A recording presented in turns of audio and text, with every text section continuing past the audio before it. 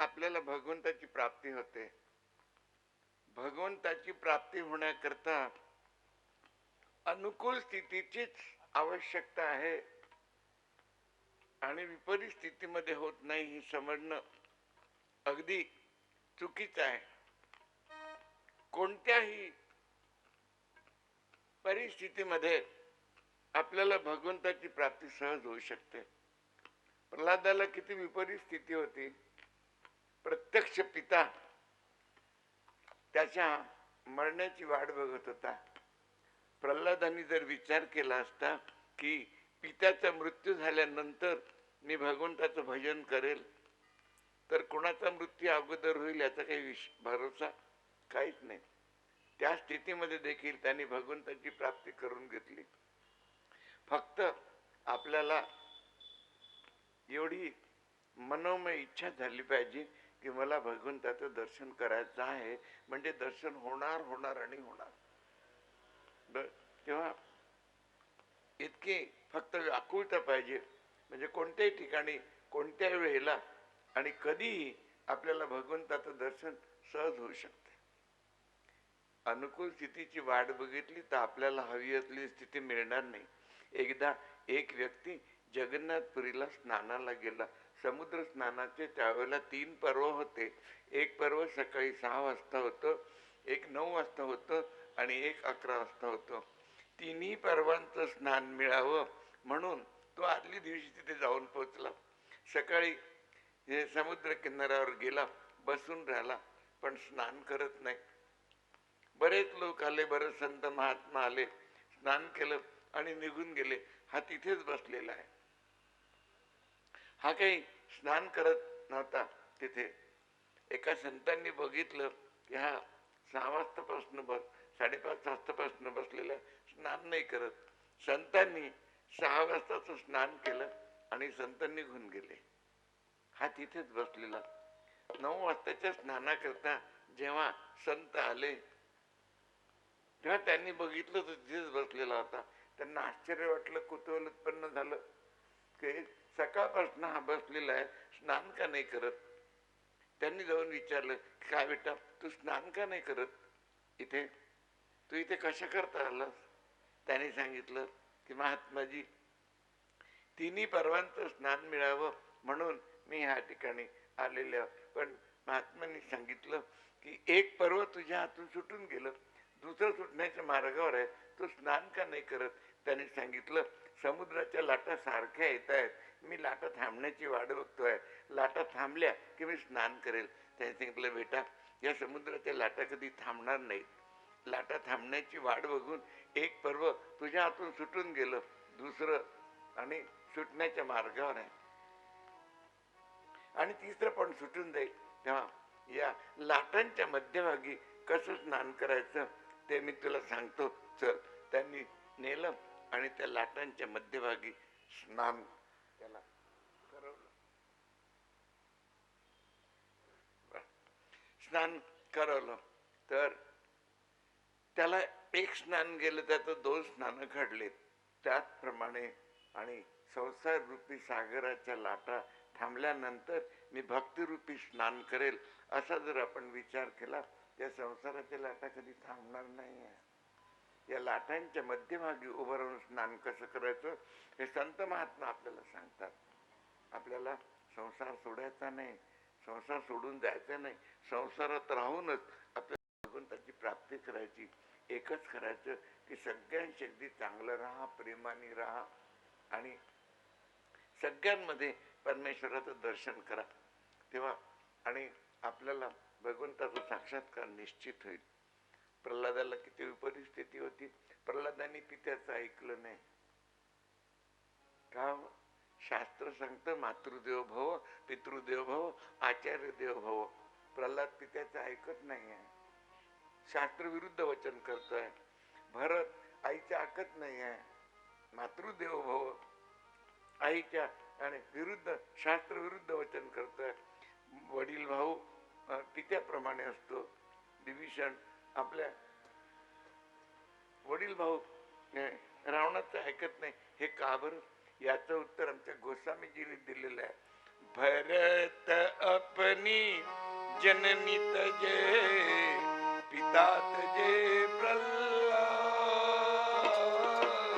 भरत अपनी जननी तजे, पिता तजे प्रल्हाद। विभीषण अपने भाई तजे, श्री राम के काज विराधे, श्री राम के काज। विभीषण अपने भाई तजे, श्री राम के काज श्री राधे, श्री राम के काज। विभीषणाने भावाचा त्याग केला, याने आईचा गावर एका रामाच्या मध्ये कोणी आलं तरी आपण त्याग करून द्या, आणि आपले जगातले हे संबंध जगापुरतेच आहेत. या जगातून आपण गेलो की आपले संबंध सगळे सुटले. कालच आपण बघितलं आहे कालच्या प्रसंगामध्ये. तर नंतर प्रल्हादाला भगवंताची प्राप्ती घरामध्येच झाली, ते सांगून धर्माची 30 लक्षणं सांगून हा सप्तम स्कंद पूर्ण केला. बोली वृंदावन बिहारी लाल की जय. अष्टम स्कंदाला सुरुवात करतात. थोडस भगवंताचं गुणगान करूया. राधा पूछ रही है किसी ने मेरा श्याम देखा, राधा पूछ रही है किसी ने मेरा श्याम देखा, राधा पूछ रही है किसी ने मेरा श्याम देखा, राधा पूछ रही है किसी ने मेरा श्याम देखा। राधा तेरा श्याम हमने गोकुल में देखा, राधा तेरा श्याम हमने गोकुल में देखा, राधा तेरा श्याम हमने गोकुल में देखा, राधा तेरा श्याम हमने गोकुल में देखा। गोकुल की गलियों में सभी ने तेरा श्याम देखा, गोकुल की गलियों में सभी ने तेरा श्याम देखा। राधा पूछ रही है किसी ने मेरा श्याम देखा, राधा पूछ रही है किसी ने मेरा श्याम देखा। राधा तेरा श्याम हमने वृंदावन में देखा, राधा तेरा श्याम हमने वृंदावन में देखा, अरे राधा तेरा श्याम हमने वृंदावन में देखा, राधा तेरा श्याम हमने वृंदावन में देखा।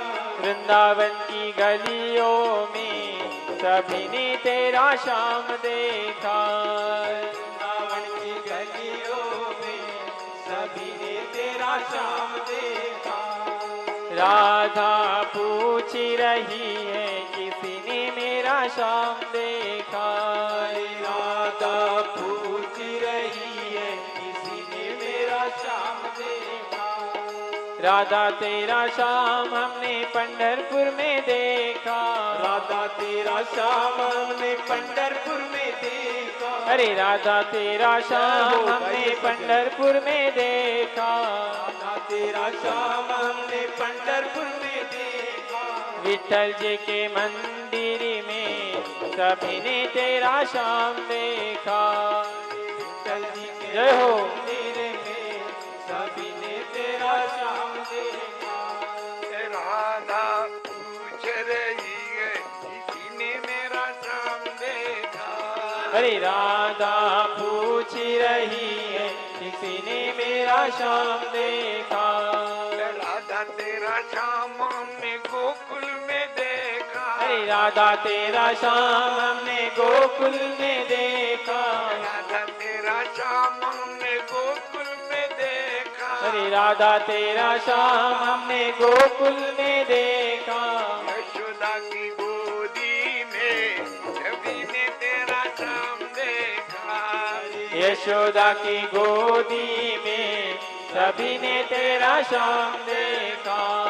राधा पूछ रही है किसी ने मेरा श्याम देखा, राधा पूछी रही है किसी ने मेरा श्याम देखा। राधा तेरा श्याम हमने वृंदावन में देखा। राधा तेरा श्याम हमने वृंदावन में देखा। माखन चुराते हुए सभी ने तेरा श्याम देखा। अरे माखन चुराते हुए सभी ने तेरा श्याम देखा। राधा पूछ रही है किसी ने मेरा श्याम देखा। अरे राधा पूछ रही है किसी ने मेरा श्याम देखा। राधा तेरा श्याम हमने वृंदावन में देखा। राधा तेरा श्याम हमने वृंदावन में देखा। गौवे चराते हुए सभी ने तेरा श्याम देखा। अरे गौवे चराते हुए सभी ने तेरा श्याम देखा। राधा तेरा श्याम हमने जमुना पे देखा। अरे राधा तेरा श्याम हमने जमुना पे देखा। राधा तेरा श्याम हमने जमुना पे देखा। राधा तेरा श्याम हमने जमुना पे देखा। रात रचाते हुए सभी ने तेरा श्याम देखा। हरी रासे रचाते हुए सभी ने तेरा श्याम देखा। राधा तेरा श्याम हमने बरसाने में देखा। राधा तेरा श्याम हमने बरसाने में देखा। आणि बरसाण्यामध्ये काय करत होता? बांगड्या विकायला गेला, कारण राधेच्या हातात बांगड्या घालता म्हणून। राधा तेरा श्याम हमने बरसाने में देखा। अरे राधा तेरा श्याम हमने बरसाने में देखा। चूड़िया बेचते हुए सभी ने तेरा श्याम देखा। हरी चूड़िया बेचते हुए सभी ने तेरा श्याम देखा। राधा पूछ रही है किसी ने मेरा श्याम देखा। हरे राधा पूछ रही है किसी ने मेरा श्याम देखा। राधा तेरा श्याम हमने गोवर्धन में देखा। राधा तेरा श्याम हमने गोवर्धन में देखा। गोवर्धन उठाते हुए सभी ने तेरा श्याम देखा। हरे गोवर्धन उठाते हुए सभी ने तेरा श्याम देखा। राधा पूछ रही है किसी ने मेरा श्याम देखा। हरे राधा पूछ रही है किसी ने मेरा श्याम देखा। राधा तेरा श्याम हमने मथुरा में देखा। राधा तेरा श्याम हमने मथुरा में देखा। कंस की छाती पर सभी ने तेरा श्याम देखा। हरे कंस की छाती पर सभी ने तेरा श्याम देखा। राधा पूछ रही है किसी ने मेरा श्याम देखा। हरे राधा पूछ रही है किसी ने मेरा श्याम देखा। राधा तेरा श्याम हमने द्वारिका में देखा। राधा तेरा श्याम हमने द्वारिका में देखा। 16,000 रानियों में सभी ने तेरा श्याम देखा। हरे 16,000 रानियों में सभी ने तेरा श्याम देखा। राधा पूछ रही है किसी ने मेरा श्याम देखा। हरे राधा पूछ रही है किसी ने मेरा श्याम देखा। राधा तेरा श्याम हमने अमरावती में देखा। राधा तेरा श्याम हमने अमरावती में देखा। राधा तेरा श्याम हमने अमरावती में देखा। राधा तेरा श्याम हमने अमरावती में देखा। जलाराम मंदिर में सभी ने तेरा श्याम देखा। हरे जलाराम मंदिर में सभी ने तेरा श्याम देखा। राधा पूछ रही है किसी ने मेरा श्याम देखा। राधा पूछ रही है किसी ने मेरा श्याम देखा। किसी ने मेरा श्याम देखा। किसी ने मेरा श्याम देखा। किसी ने मेरा श्याम देखा। किसी ने मेरा श्याम देखा।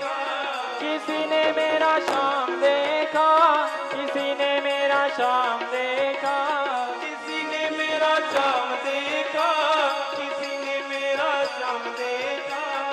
राधा पूछ रही है किसी ने मेरा श्याम देखा, राधा पूछ रही है किसी ने मेरा श्याम देखा। राधा तेरा श्याम हमने अमरावती में देखा, राधा तेरा श्याम हमने अमरावती में देखा। अरे राधा तेरा श्याम हमने अमरावती में देखा, राधा तेरा श्याम हमने अमरावती में देखा। राधे जी के भागवत में सभी ने तेरा श्याम देखा, राधे जी के भागवत में सभी ने तेरा श्याम देखा। राधा पूछ रही है किसी ने मेरा श्याम देखा, राधा पूछ रही है किसी ने मेरा श्याम देखा। राधा पूछ रही है किसी ने मेरा श्याम देखा, राधा पूछ रही है किसी ने मेरा श्याम देखा। बोले श्री वृंदावन बिहारी लाल की जय। अष्टम स्कंदाला सुरुवात होते आहे. या अष्टम स्कंदामध्ये मन्वंतरांचं वर्णन आहे. यामध्ये 7 मन्वंतरांचं वर्णन केलेलं आहे.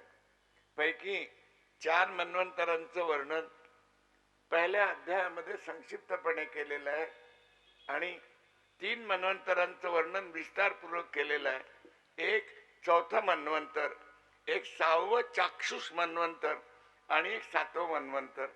शुकदेवजी महाराज वर्णन करतात प्रत्येक मन्वंतरामध्ये भगवंताचा एक अवतार होतो आणि प्रत्येक मन्वंतराचा एक मनू असतो.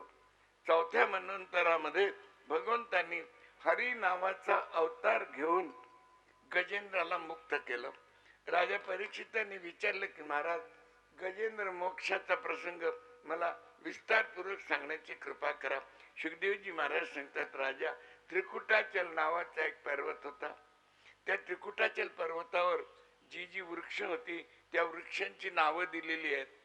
फळांची वृक्ष होती ती फळांची नावं दिलेली आहेत. फुलांची वृक्ष होती ती फुलांची नावं दिलेली आहेत. आणि त्याच्या पायथ्याशी एक सरोवर होतं. त्या सरोवराच्या काठी जे जे प्राणी होते त्या प्राण्यांची नावं दिलेली आहेत. तिथे त्याच प्राण्यांमध्ये एक गजेंद्र म्हणजे एक हत्ती होता आपल्या कुटुंबासहित. हत्ती आणि हत्ती जेव्हा विहार करतात तेव्हा अगोदर धरतीवरती म्हणजे जमिनीवर शोंडेनी एकमेकाच्या अंगावर धूळ उडवतात, कचरा उडवतात. याला आणि भूमी क्रीडा म्हणतात.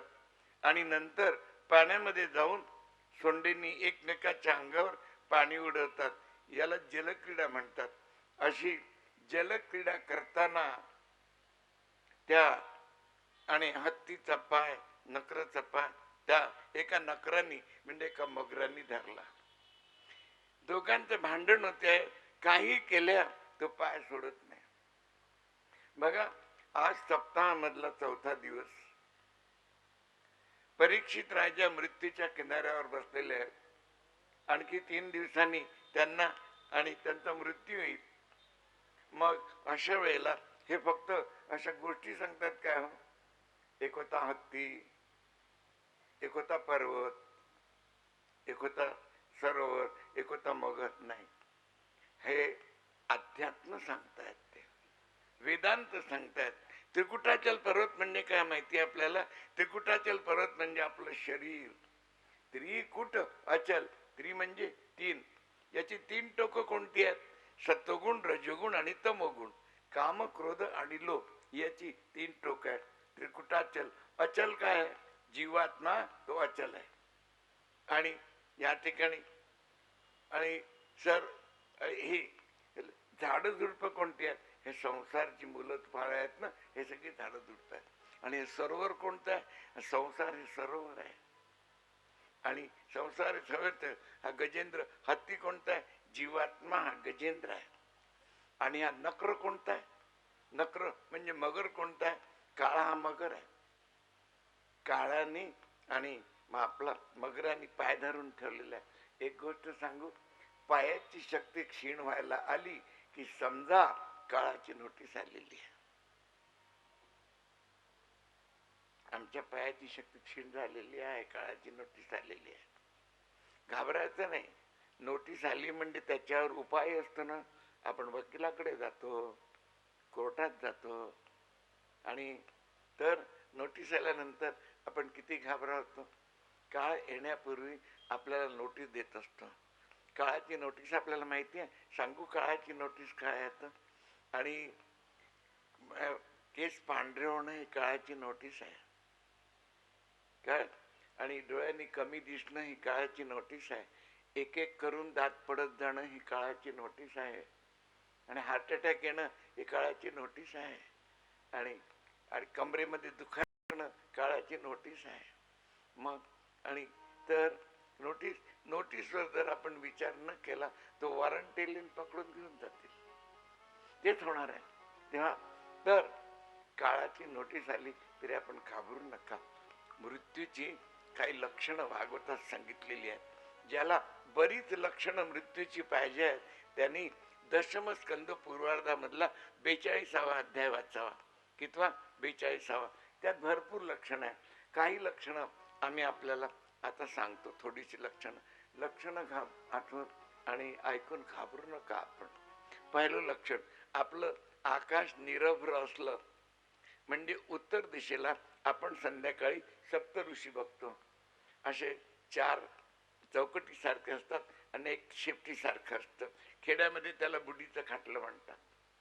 ते असं हे बघतो. त्यामध्ये सप्तऋषीमध्ये हे 7 ऋषी कोण आहेत आपल्याला माहिती आहे. विश्वामित्र, जमदग्नी, भरद्वाज, गौतम, अत्री, वशिष्ठ आणि कश्यप.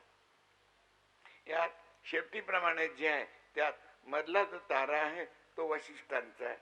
आणि वशिष्ठांच्या ताऱ्याच्या जवळ एक अगदी छोटासा तारा आहे, तो अरुंधतीचा आहे. अरुंधती कोण होती आपल्याला माहिती आहे? आपण ऐकलं? आपण नाही बाबा ऐकलं, कालच ऐकलं, परवा ऐकलं. अरुंधती देवहूतीची 8व्या नंबरची मुलगी होती. कला, अनुसया, श्रद्धा, आयुर्भू, गती, क्रिया, ख्याती, अरुंधती 8वी. ती आणि वशिष्ठांची पत्नी होती. अरुंधतीचा तारा जर न दिसला तर समजा 1 वर्षाने मृत्यू होणार. आज सगळे बघतील संध्याकाळी आणि सांगतील आम्हाला दिसला. पहिल्याने दिसणार नाही, छोटासा आहे. दुसऱ्याने आणि पुन्हा नाही, तिसऱ्याने दिसेल. आणि न दिसला तर वर्षभरात तयारी करायची. मग घाबरू नका. आपण म्हणाल की म्हाताऱ्याला दिसला का? दिसला, कालही दिसला. गंमत अशी आहे, एक गोष्ट सांगू. हे या सप्त ऋषींचं आपण आपला रात्र झोपताना या सप्त ऋषींची साधना व पाठ करून ठेवून द्या. विश्वामित्र, जमदग्नी, भरद्वाज, गौतम, अत्री, वशिष्ठ आणि कश्यप. नाहीतर आणि त्यांना नमस्कार करून मग झोपा. हे म्हणून मग आपला मंत्र चालूच ठेवा आणि त्यांना, कारण काय, यांच्यापैकी कोणाच्या तरी कुळामधले आपण आहोत. गोत्रामधले आपलं गोत्र असते ना, ते ऋषीचं गोत्र आहे, त्यापैकी आहे. तर तो 1 वर्षाने मृत्यू. घाबरू नका. आता दुसरं लक्षण, चिखलामध्ये आपण ओढल्या जातोय असं जर आपल्याला स्वप्नामध्ये दिसलं तर 9 महिन्यांनी मृत्यू होणार, असं संकेत आहे. आज सगळे सांगतील ते समोर पाणी नको टाकू बाबा, तू चिखल दिसला स्वप्नामध्ये आलं तर पंचायत, 9 महिन्यांनी. तिसरं लक्षण, गाढवावर बसून आपली धिंड निघालेली आहे असं जर आपल्याला स्वप्नामध्ये दिसलं तर 6 महिन्यांनी मृत्यू होतो. आणि आता लक्षण थोडं भारी आहे. आपल्या शरीरामध्ये एक अनाहत ध्वनी चालू आहे. आपण एकांतामध्ये गेलात आणि कानामध्ये बोट घातली म्हणजे आपल्याला एक प्रकारचा ध्वनी येतो. पहिला ध्वनी कोणता आहे माहिती आहे? आपला पूर्वी रॉकेलचा स्टोव होता ना, त्यात आपण हवा भरत होतो, त्या स्टोवला एकदम मंद केल्यानंतर, एकदम मंद, गॅस नाही, तो स्टोव एकदम मंद केल्यानंतर जसा आवाज येता तसा आवाज आपल्याला पहिल्याने येतो. आणि अनाहत ध्वनी आपल्या शरीरामध्ये चालू आहे. तो मुलांना गडबड नका करू देऊ, सगळे बिलकुल का बसा. हे एक फेकून मारायचं, जो गडबड केलं बसायचं सगळ्यांनी समोरच, ऐकायचं, गडबड नाही करायची. गडबड केली तर कट्टी करून टाकू आणि काही बोलणार नाही, चॉकलेट नाही, इथे तुम्हाला काही करणार नाही. नाही तर आम्ही सगळं करू, नाही ते एक फेकून मारू, मग एक खाला, तुला जास्त मारू, तू जास्त गडबड करतो आणि गपचिप गपचिप करतो, दिसू देत नाही. हुशार आहे तू, कारण राजराज महाराजांचा शिष्य आहे ना, हुशारच नाही. तेव्हा गडबड नाही करायची, शांततेने बसायचं. हा दो आहे, दो आहे ना दो. तेव्हा तर 6 महिन्यांनी मृत्यू होतो. अनाध्वनी सुरू आहे, आपल्याला घाबरू नका. अनाध्वनी सुरू आहे म्हणून आपण आता कोणी एकांतात जातील आणि बघतील आवाज येतो की नाही. तो आवाज जर न आला तर समजा अच्युतम केशवम ठरणार. किती दिवसात? 8 दिवसात. हे आता सगळे जातील काहीतरी कामाने वरती आणि पाहून घेतील आपण बसलेले आहोत, म्हणजे आवाज सुरू आहे. आणखी एक आपल्याला आणि आपल्या फायद्याची गोष्ट सांगतो, आनंदाची गोष्ट. आणि इथे 10 प्रकारचे आवाज येतात, सुरू आहेत 10च्या 10. बघा, भागवत आपल्याला अनुभूती करवते आणि नंतर साक्षात्कार करवते. भयंकर मोठं सायन्स आहे इथे, भयंकर मोठं विज्ञान आहे. आजचं विज्ञान या शिगेपर्यंत पोहोचलेलं नाही, निश्चित नाही आहे. तर आणि आज 10 प्रकारचे आवाज चालू आहेत. आपण बसलोय तरुय आणि त्या 10वा आवाज कोणता आहे माहितीये? 10वा आवाज श्रीकृष्णाच्या बासरीचा आहे. 10वा आवाज. गोपींनी जो आवाज ऐकला तो कुठून ऐकला? तिथे लाऊडस्पीकर लागला होता काय? नाही. आणि किती यमुनेच्या किनाऱ्यावरती, आणि तिथे तेव्हा फार जंगल होतं, ते दाट जंगल होतं आणि एवढ्या दुरून तेव्हा गोपी दूर दूर राहत होत्या.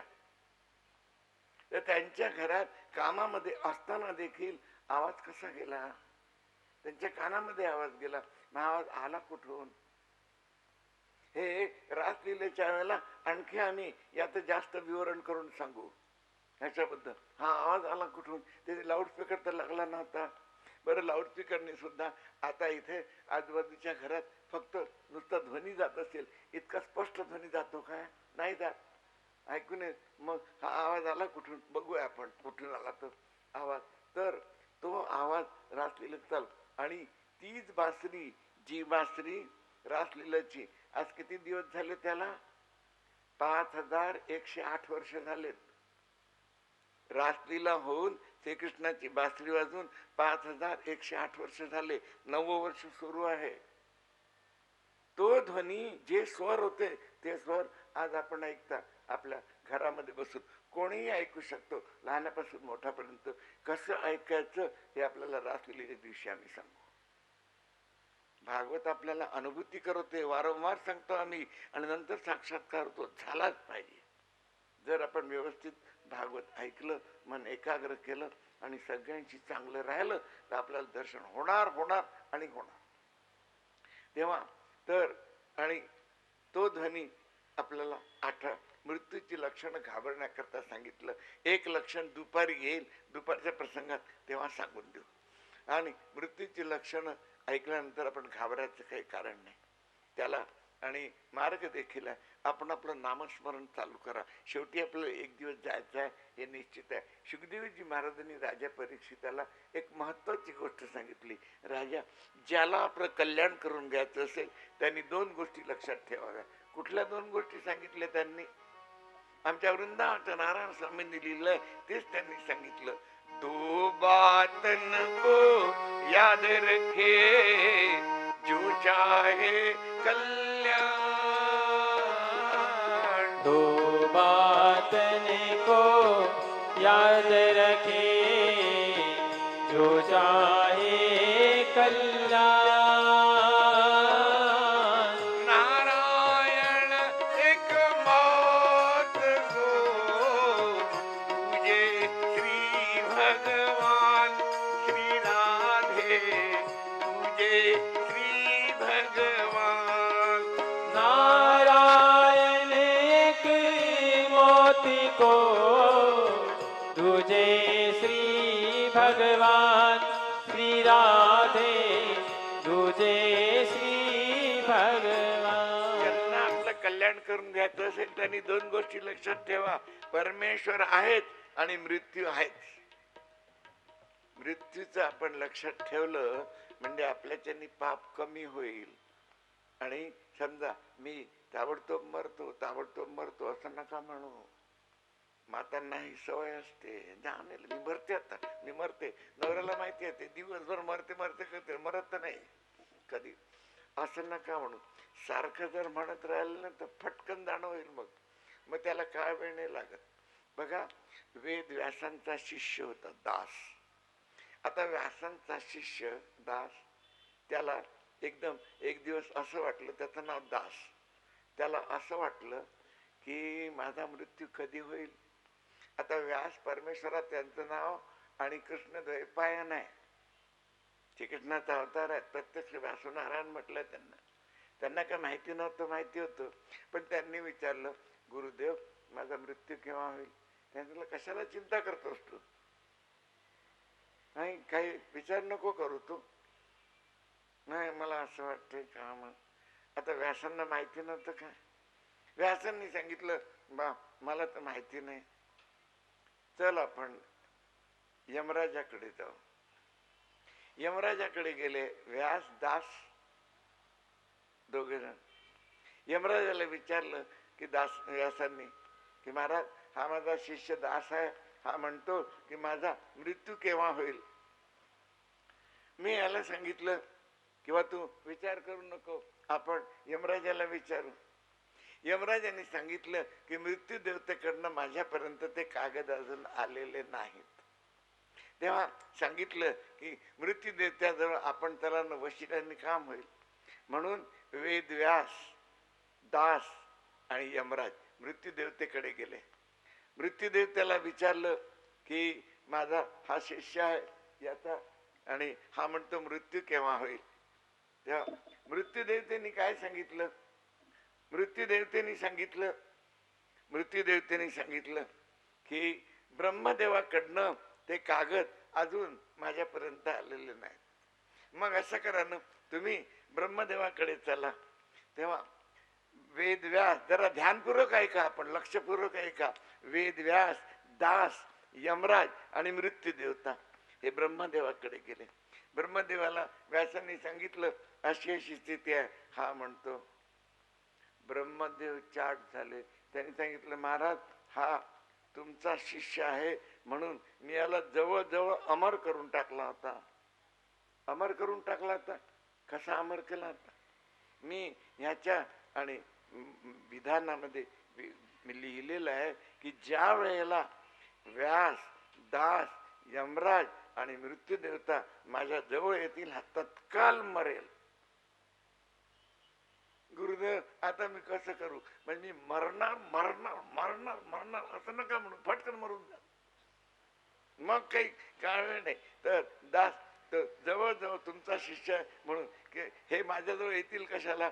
यमराज मृत्यू देवता व्यास दास हे चौघेच माझे येणंच शक्य नाही, म्हणजे जवळजवळ हा अमर झाला होता. आता मरेल. गुरुदेव मला वाचवा, आता मला वाचवा.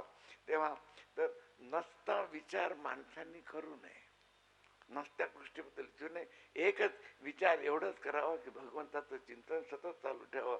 आपण व्यर्थ गोष्टीचा विचार फार करतो, ज्याला काही अजिबात अर्थ नाही आहे अशा गोष्टींचा विचार करतो, अशा गोष्टींमध्ये आपलं लक्ष घालतो. चांगल्या ठिकाणी आपण लक्ष नाही घालत आपलं असो.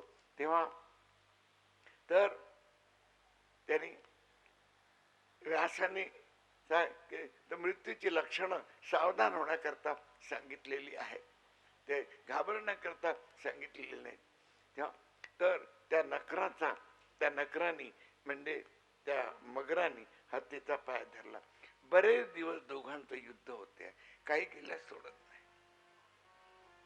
पाय धरून ठेवला म्हणजे संसारामध्ये सारखं युद्ध चालू राहते.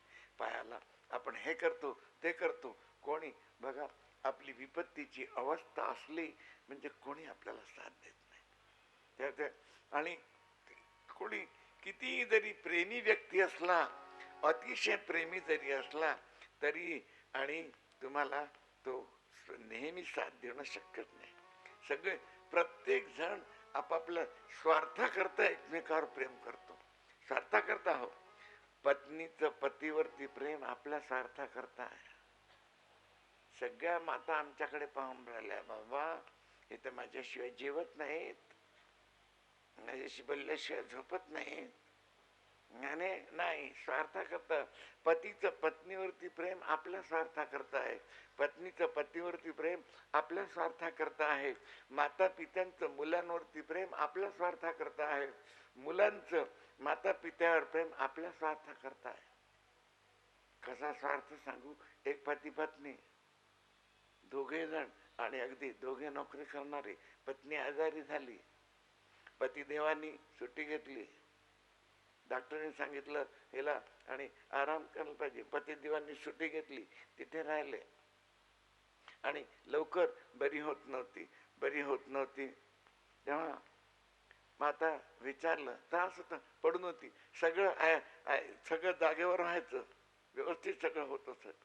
तेव्हा येणारे जाणे, सुट्टी किती दिवस घेणार आता?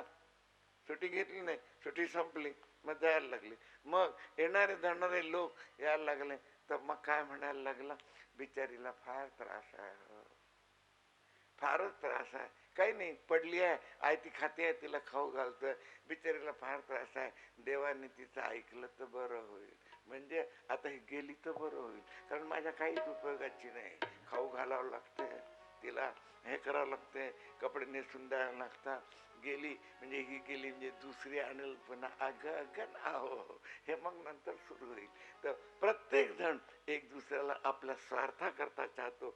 हे राधे महाराज सांगत नाही, हे वेदांचा घोष आहे, वेदांचा घोष ऐकून घ्या. नवारे पत्यू कामाय पती प्रियो भवन्ति आत्मनस्तु कामाय पती प्रियो भवतु, नवारे जाया कामाय जाया प्रियो भवन्ति आत्मनस्तु कामाय जाया प्रियो भवतु, नवारे पुत्राणाम कामाय पुत्रः प्रियो भवन्ति आत्मनस्तु कामाय पुत्रा प्रियो भवतु. एवढंच नाही, वेद पुढे सांगतात, नवा अरे देवानाम कामाय देवा प्रियो भवन्ति आत्मनस्तु कामाय देवा प्रियो भवतु. सगळेजण एक दुसऱ्याला आपल्या स्वार्थाकरता चाहतात. आपल्याला आपल्याकरता चाहणारा असेल तर परमेश्वर आहे. गजेंद्रानी आणि बघितलं, सगळे सोडून गेले. कोणी मनुष्य घरामध्ये पडलेला असला किती दिवस बसले राहतील? पहिल्याने धावपळ करतात, हे करतात, मग सांगून देतात, इथलं औषध घेऊन टाकत जातात, जवळ ठेवलेल्या हातात मी घेत जा, आम्ही आमच्या कामाला जातो. सगळे आपलं काम, एकटा पडला राहतो. अशाला काय करायचं? चिंता नका करू. असे जरी पडले राहिले तरी, जरी कोणी आपल्याला न विचारलं तरी देव आपल्याला कधी सोडत नाही, हे लक्षात ठेवा. आपण किती पापी असा, किती पुण्यवान असा, देव आपल्याला सोडत नाही नाही आणि नाही. तेव्हा तर त्या ठिकाणी जर एखादा आपण खूप सुखामध्ये आहात, आपला अगदी प्रेमी आहे, त्याच्याकडे गेला नाहीत आणि दुःखामध्ये जर आपण त्याच्याकडे गेलात तर तो काय म्हणेल, सुखामध्ये तुला माझ्याजवळ यायला वेळ नव्हता, आता आला, चालता हो इथून, हाकलून देईल की नाही?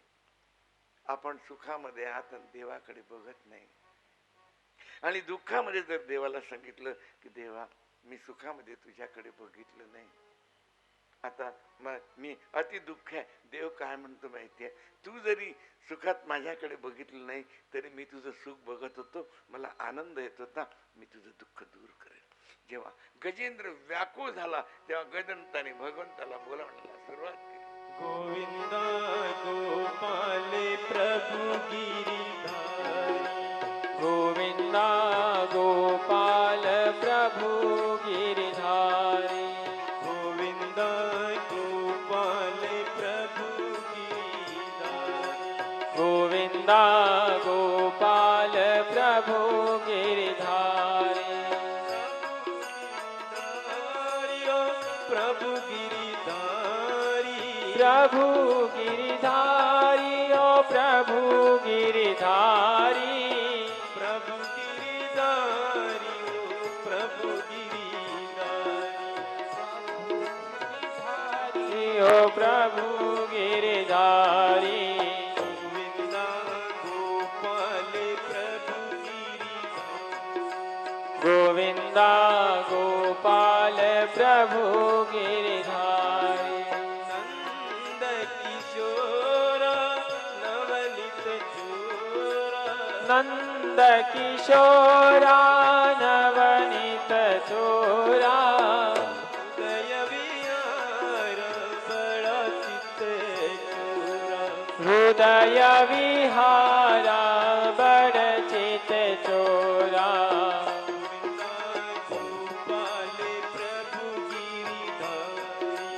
गोविंदा गोपाल प्रभु गिरधारी। मीरा की प्रभु गिरिधर गोपाल, मीरा के प्रभु गिरिधर गोपाला। सूरदासी के बाल गोपाल, सूरदास के बाल गोपाला। गोविंदा गोपाल प्रभु गिरिधारी, गोविंदा गोपाल प्रभु गिरधारी। राधे राधे के राधे गोपाल, राधे राधे के राधे गोपाला। राधे गोपाल गोपी गोपाल, राधे गोपाला हो गोपी गोपाला। गोविंदा गोपाल प्रभु गिरिधारी, गोविंदा गोपाल प्रभु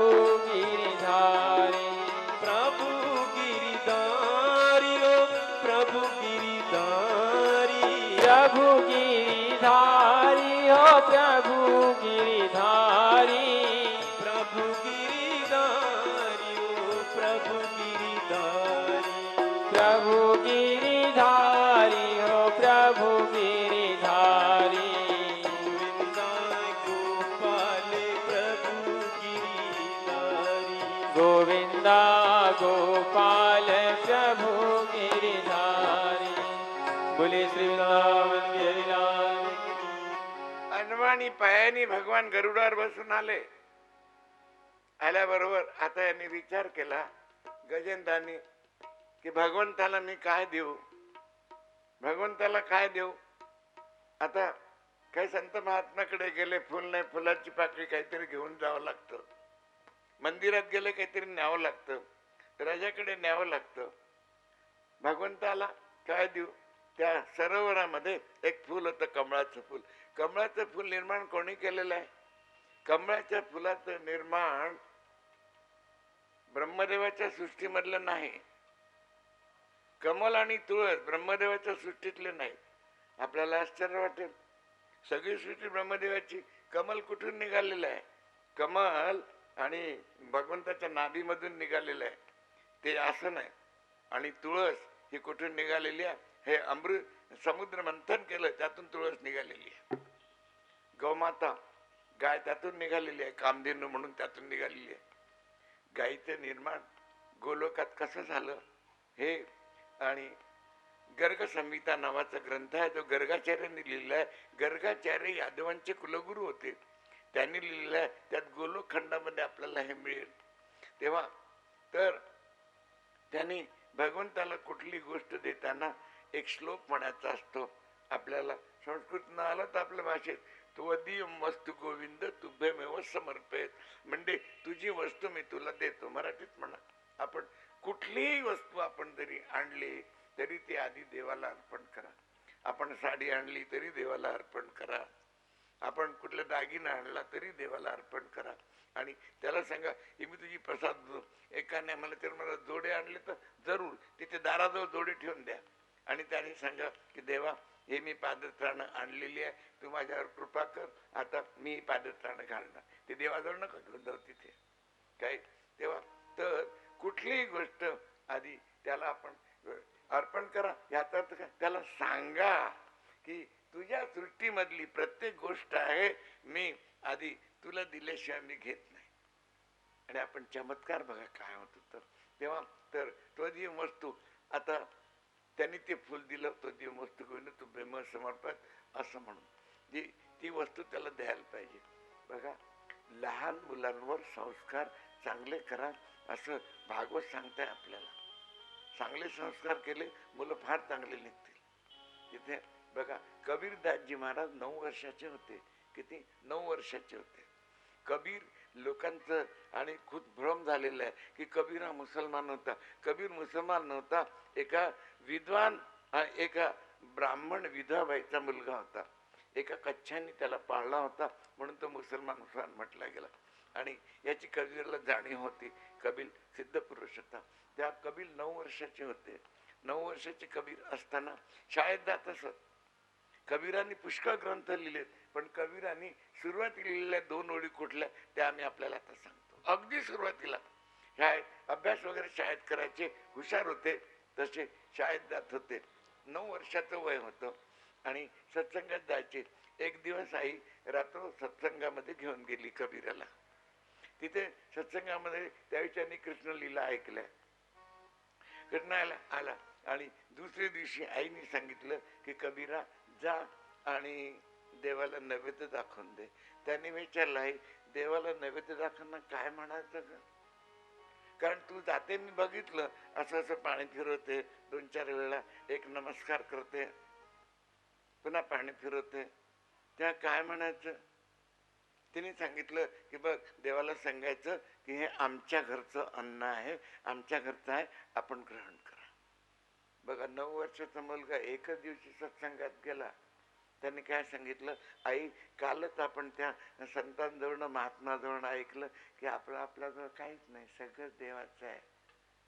मग देवाला असं सांगू काय, देवा हे तुझं आहे. कबीरा तू जास्त फुरफुर. इतर बसलेल्या होत्या त्यांना सांगते, बघा बाई एक दिवस नेला तर फुरफुर, तू एक दिवस नेला तर फुरफुर करतोय आणि तू एवढे दिवस जाऊन काही नुसतं वाती फुलवाती करते आणि गप्पा मारते, इकडे तिकडे लक्ष देते, इकडे लक्ष नाही आहे.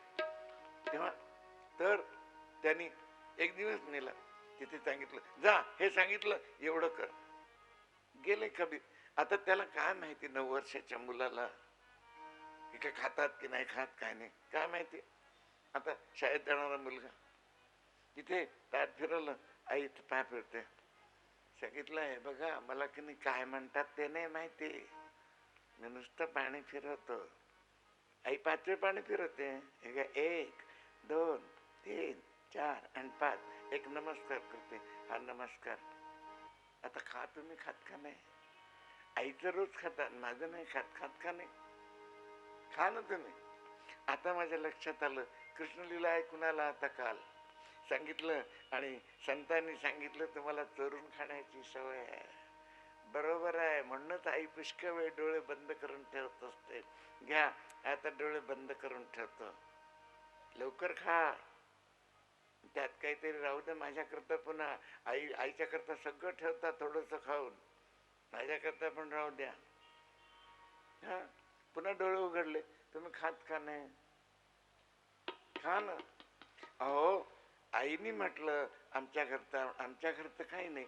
9 वर्षाच्या कबीराच्या मुखामधनं निघालेल्या पहिल्या 2 ओळी, मेरा मुझ में कुछ भी नहीं, जो कुछ है सो तो मेरा मुझ में कुछ भी नहीं, जो कुछ है सो तो तेरा तुझको सौंप दे, क्या लागे मोर श्री राधे, क्या लागे मोर तेरा तुझको सौंप दे, क्या लागे है मोर श्री राधे, क्या लागे. तुला द्यायला माझं काय जाते, आता खा. नाही तर आई मला मारेल तू जीव नाही घातलं म्हणून. खा ना तू. बघा जडामध्ये देखील चैतन्य आहे, याच्या सायन्सने सिद्ध केलेलं आहे. आणि आपल्या मूर्तीमध्ये चैतन्य आपण आणू शकता. प्राणप्रतिष्ठा करतात ना, आपल्याला माहिती आहे. प्राणप्रतिष्ठा करणं म्हणजे काय, आपले प्राण वेदोक्त मंत्रांनी मूर्तीमध्ये घालणं, म्हणजे त्याच्यामध्ये चैतन्य आणणं. वेदामध्ये लिहिलेलं आहे. तिथे बसले आहेत पंडित, लोकांना विचारून घ्या तुम्ही. त्याच्यात आणि चैतन्य आपण आणू शकता. 5व्या दिवशी येईल, 5वा दिवस उद्या नाही का, तर उद्या येईल की मीराबाई आणि वृंदावनला गेली असताना बाकी बिहारीची मूर्ती हालून इथपर्यंत आली. कशी आणली? कधीच वृंदावनला गेली नाही, ती पहिल्यांदा गेली, एक पद गान केलं, हमारो प्रणाम बाकी बिहारी को, नंतर उभी राहिली आणि मूर्ती तिथपर्यंत आली. आली कशी? इतिहास आहे हा. वृंदावनला जाऊन बघा. मीराबाईला हाकलून दिलं तिथून, हाकलायला नको होतं त्यांनी. ती आली कशी? तर आपल्या घरातली मूर्ती आपण, आणि विदुराचा प्रसंग ऐकला. विदुर गंगेच्या किनाऱ्यावर होते, श्रीकृष्ण आलेले विदुराला कळलं कसं? रथामध्ये आपण प्रसंग ऐकलेला आहे, आम्ही त्या दिवशी आपल्याला विस्तारपूर्वक सांगितलेलं आहे. थोडासा आपण विचार करा, आपल्या मूर्तीमध्ये चैतन्य आपण आणू शकतो. आपली मूर्ती आपल्याबरोबर बोलेल, आधी स्वप्नामध्ये बोलेल. गोपाळ सहस्त्रनामामध्ये आणि त्याचं एक नाव भक्ता नाम स्वप्नवर्धनम असं श्रीकृष्णाचं एक नाव आहे. आधी आपल्या भक्तांचे स्वप्न वाढवतो. वाईट स्वप्न देईल, पुष्कळ वाईट स्वप्न, घाबरू नका. सांगा तू माझ्या जवळ आहे, आणि त्याचा आपण अनुभव करा. बाकी पुढे आम्ही काही बोलू शकत नाही आता. आणि कारण काय की भागवत आपल्याला अनुभूती करवतो आणि नंतर साक्षात्कार. वारंवार सांगतो, जीवनाची संध्याकाळ आहे, केव्हा रात्र होईल याचा भरोसा नाही आहे. 83 वर्ष पूर्व सुरू आहे सध्या. तेव्हा एवढं लक्षात ठेवा की भगवान आपल्या मृत्यूच्या अगोदर आपल्याला दिसणार दिसणार आणि दिसणार. एक आपली आणि एक निर्णय करून ठेवा की तू मला या बाजारात आणलं, तू मला या बाजारात घेऊन जाईल तो. आणि अति असतो तेव्हा तर त्वदीय मस्त गोविंद तुभ्यमय फुल अर्पण केलं. भगवंतानी त्या गजेंद्राला सारूप्य मुक्ती दिली, आपल्या रूपामध्ये मुक्त त्याला विलीन करून टाकलं. राजा परीक्षितांनी प्रश्न विचारला की हा गजेंद्र पूर्वजन्मात कोण होता? सांगितलं पांड्य देशाचा इंद्रदुम्न नावाचा राजा होता. आणि बसला असताना अगस्त्य ऋषी तिथे आले. संत महात्मा आले म्हणजे उठून उभं राहावं, त्यांचा मान करावा. त्यांनी केलं नाही.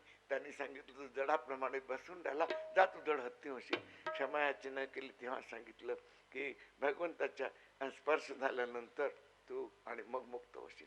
त्याचा पूर्वजन्म सांगितला. सुखदेवजी महाराज वर्णन करतात की राजा एक दिवस दुर्वासा ऋषी आणि वैकुंठामध्ये गेले. वैकुंठातून परत येतच असणार मात्र महालक्ष्मीने आपल्या गळ्यातली माळ त्यांच्या गळ्यात घालून दिली. एखाद्या संतांनी आपल्या गळ्यामध्ये माळ घातली किंवा कुठून आपल्याला माळ मिळाली, तिची अवहेलना करू नका. कारण फुलामध्ये आणि पाण्यामध्ये आणि लक्ष्मीचा निवास आहे. गाईच्या शेणामध्ये लक्ष्मीचा निवास आहे. महालक्ष्मी गाईच्या शेणामध्ये आहे. गाईच्या शेणाचा किती उपयोग आहे? यशोदा जेव्हा बाळकृष्णा करता करेल तेव्हा सांगू, दशमस्कंदामध्ये येईल हे. तेव्हा तर त्या ठिकाणी आणि फुलावर पाय, सतत फुलावर पाय नका देऊ. आपण सतत आपण 18 महिने सतत फुलावर पाय देऊन गेलात तर कोट्याधीश जरी असला तरी आणि तो त्याच्या घरात एक दिडकी राहणार नाही 18 महिन्यानंतर. तेव्हा तर फुलामध्ये लक्ष्मीचा वास आहे आणि त्याची अवहेलना करू नका. तर तो हार त्यांनी तिला लक्ष्मीने दिला. इंद्राचं ऐश्वर्य कायम राहावं म्हणून येताना वाटेत स्वर्ग होता, इंद्राला तो हार घालून दिला. इंद्राला अहंकार झाला होता की माझ्या तो धनाची काय, कोणत्याही गोष्टीचा अहंकार नका करू, मी अतिशय ज्ञानी आहे, अहंकार नका करू. शक्य तेवढी लीनता आपल्याजवळ ठेवा. कोणी हे बघा, कोणालाही तुम्ही नमस्कार करा, कोणालाही नमस्कार केला तरी तो नमस्कार एका देवाला मिळतो, कृष्णाला मिळतो. आकाशात पतितं तोयम यथा गच्छति सागरम सर्व देव नमस्कारा केशवम पती गच्छति. आकाशापासून समुद्रापर्यंत गाढवाला जरी नमस्कार केला तरी तो कृष्णालाच मिळतो. इथे जरी नमस्कार केला तो राजाराणी महाराजांना मिळतो, कृष्णाला मिळतो. कारण राजाराणी महाराजांचं शरीर आहे, कृष्ण आतमध्ये बसलाय, तर नमस्कार त्याला झाला. तेव्हा तर त्या ठिकाणी इतकी आपण लीनता ठेवा आणि भगवंताचं सहज दर्शन करा आपण. तर त्यांनी उठून उभे राहिल्याने शाप दिला आणि मग त्यांनी सांगितलं तुला जेव्हा स्पर्श होईल तेव्हा तू मुक्त होशील. त्याचा पूर्वजन्म सांगितला. इंद्राला अहंकार झाला होता की मला धनाची काय कमी आहे, कोणत्याही गोष्ट मी अति धनवान आहे अहंकार नका करू, मी अति देखणा आहे अहंकार नका करू, मी फार विद्वान आहे अहंकार नका करू. आपल्यापेक्षा पुष्कळ मोठे लोक आहेत, पुष्कळ विद्वान लोक आहेत आणि त्यांच्याबद्दल आपण विचार करा आणि हा विचार करा मी सगळ्यांपेक्षा कमीच आहे, मी काही जास्त नाही. इंद्राला अहंकार झाला आणि इंद्राने तो हार घेतला आणि ऐरावत हत्तीच्या डोक्यावर टाकून दिला. बघा, हत्तीच्या डोक्यावरती जे काही टाकलं ते हत्तीचा एक स्वभाव असतो, डोक्यावरची वस्तू सोंडेनी काढतो आणि पायाखाली टाकून देतो तो आणि तुडून टाकतो. तो हार त्यांनी पायाखाली तुडून टाकला. तो यांनी बघितला, दुर्वासांनी बघितलं, सांगितलं तू श्रीहीन होशील, तू महालक्ष्मीचा अपमान केला, सगळं ऐश्वर्य गेलं. जेव्हा राक्षस युद्ध करायला आले, आता काय करायचं तेव्हा आणि प्रार्थना केली. प्रार्थना केल्यानंतर आकाशवाणी झाली की तुम्ही आणि क्षीरसागराचं मंथन करा, क्षीरसागराचं मंथन करा.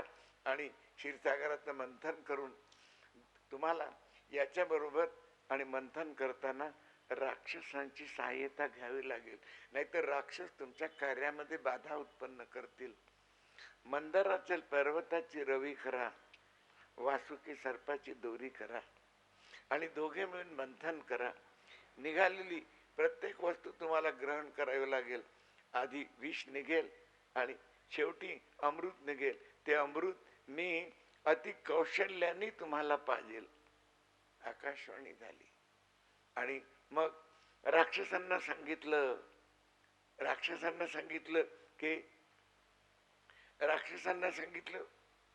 की आपण दोघे मिळून मंथन करूया. अशी आकाशवाणी झालेली आहे. अमृत आपण दोघे पिऊन आपण अमर होऊन जाऊया. कबूल केलं. वासुकी सर्पाला सांगितलं तू दोरी हो. मंदाराचल पर्वत उचलून आणायला लागले, उचलला गेला नाही यांच्याच्याने. त्यांनी प्रार्थना केली देवांनी, त्या परमेश्वराने गरुडाला उचलून आणायला सांगितलं.